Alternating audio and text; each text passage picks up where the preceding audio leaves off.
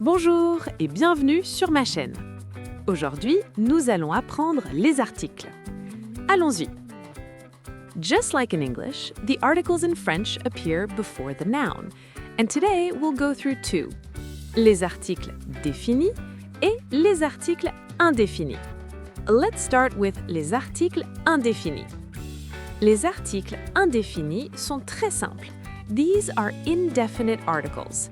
Therefore, they are used the same way as a or an in English. That is, when talking about something that is not specific, something new or something unknown.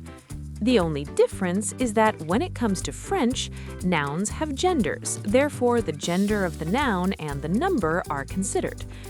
There are three indefinite articles.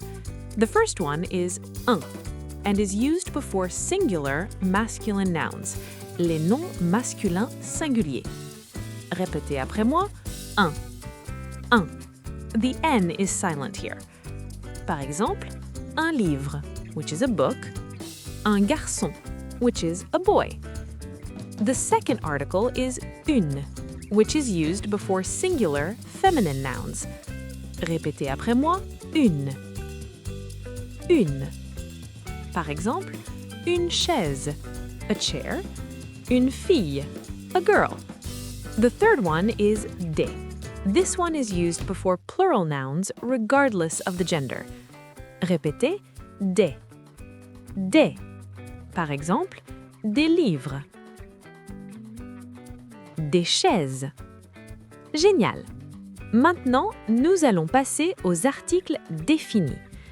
Les articles définis are definite articles, therefore they are used the same way as the in English. That is, when talking about specific things or something we already know. Once again, gender and the number of nouns are also considered when using them. The first one is le. It is used when talking about singular masculine nouns. Répétez, le. Le. Par exemple, le sac, the bag, le chat, the cat. The second one is la. It is used when talking about singular feminine nouns. Répétez, la. La. Par exemple, la table, the table, la maison, the house. The next one is l'. This is used with singular nouns that start with a vowel, regardless of the gender. Keep in mind that the vowels sont A, E, I, O, U et H muet, silent H. In French, when le or la is followed by a word that starts with a vowel, we drop the vowel in le or la and replace it with L'. This makes the sentence smoother to say. Par exemple, we say l'école instead of la école to mean the school.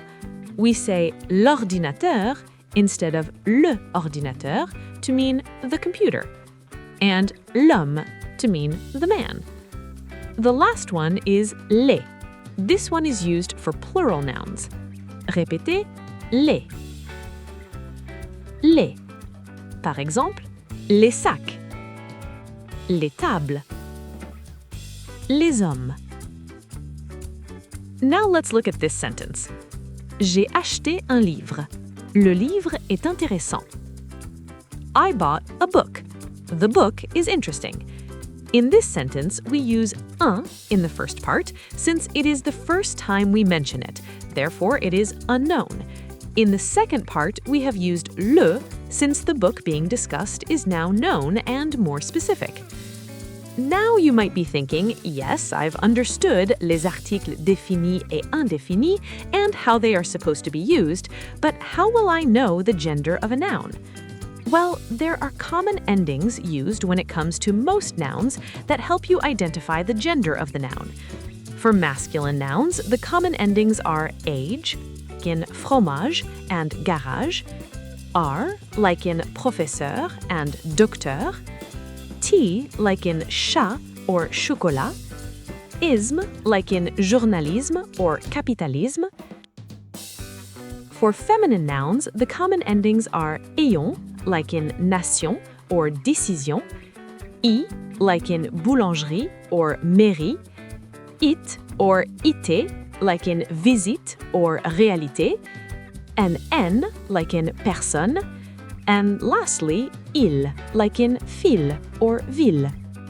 Keep in mind that these endings do not apply to all nouns, only about 70% of the nouns, since there are many irregularities in French.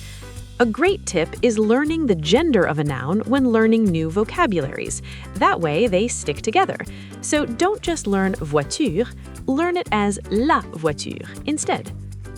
Félicitations! Maintenant, tu connais les articles définis et indéfinis. N'oubliez pas de vous abonner pour plus de leçons françaises. Merci et à bientôt!